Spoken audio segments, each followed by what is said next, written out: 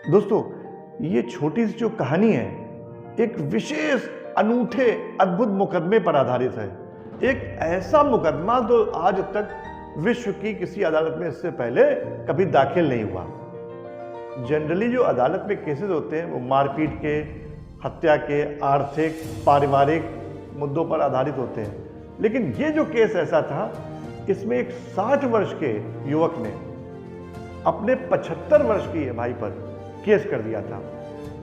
छोटा भाई जो 60 वर्ष का था, उसका ये कहना था कि मेरे बड़े भाई जो 75 वर्ष के हैं, अब बूढ़े हो चले हैं, शारीरिक रूप से उतने मजबूत नहीं हैं, लेकिन इसके बावजूद भी हमारी माँ की देखभाल लगातार कई वर्षों से किए जा रहे हैं। मेरा ट्रांसफरेबल जॉब था, शहर में आ गया हूँ, अब मैं चाहता हूँ माँ की कस्टडी मुझे सौंप दी जाए ताकि माँ की देखभाल मैं प्रॉपर अच्छे ढंग से कर सकूँ।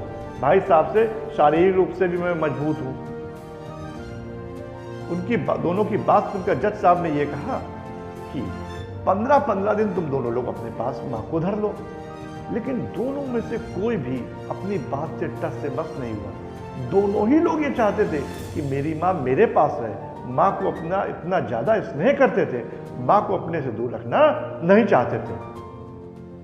अब छोटे भाई का जो तर्क था वो ये था कि जज साहब, मैं शहर से बाहर था, अब शहर में आ गया हूं, बीवी बच्चों नाती पोते के साथ है, तो माँ को भी अपने साथ रखना चाहता हूं, मुझे मेरी माँ की कस्टडी दे दी जाए। जबकि बड़े भाई ने क्या तर्क दिया? बड़ा भाई बोला कि माँ मेरे पास रहती है, अगर मेरी माँ ये कह दे कि मेरे पास उसको कोई कष्ट है, मैं उसकी देखभाल अच्छे से नहीं कर पा रहा हूं, तो तुरंत छोटे भाई को माँ की कस्टडी सौंप दी जाए। ये जो है उलझता ही जा रहा था। जज साहब को समझ नहीं आ रहा था कि वो किसके पक्ष में फैसला दें।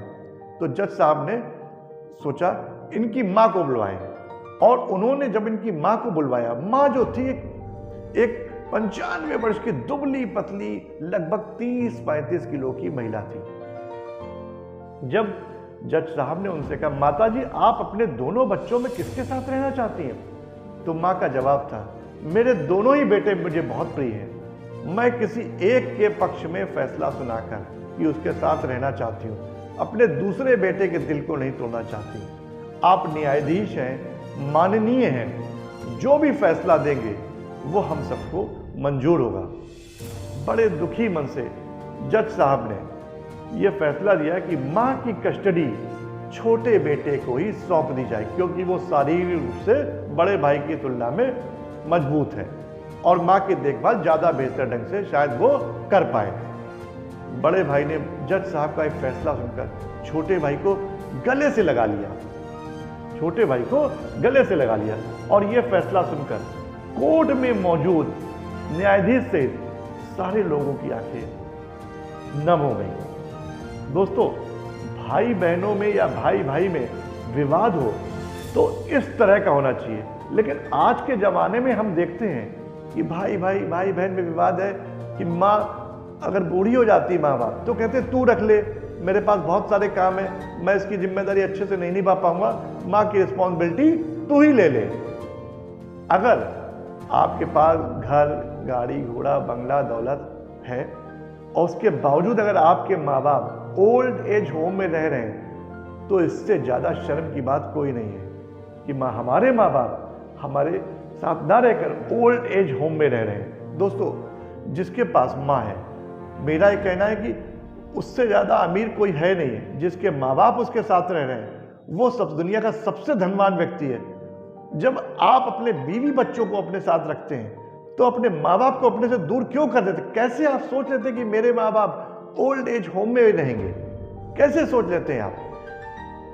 तो दोस्तों, ये कहानी जो है, अगर मैं ये चाहता हूं कि इसको ज्यादा से ज्यादा आप शेयर कर दें, तो शायद हमारे आपके शेयर करने से हो सकता है कुछ माँ बाप ओल्ड एज होम में रहने से बच जाएं और अपने बच्चों के पास रह सकें। अगर एक भी माँ बाप अगर हमारा ये प्रयास सफल रहा, एक भी माँ बाप अपने घर में रह सका, ओल्ड एज होम में रहने से बच गया, तो मैं अपना और आपका प्रयास सफल मानूंगा। और दोस्तों, ये कहानी आपको कैसी लगी ये कमेंट में मुझे बताइएगा, और अगर आपको लगता है ये इस लायक है लाइक और शेयर करने के, तो इसको लाइक कर दीजिएगा और हमारे चैनल को सब्सक्राइब कर दीजिएगा ताकि ऐसी कहानियाँ आपको मिलती रहे।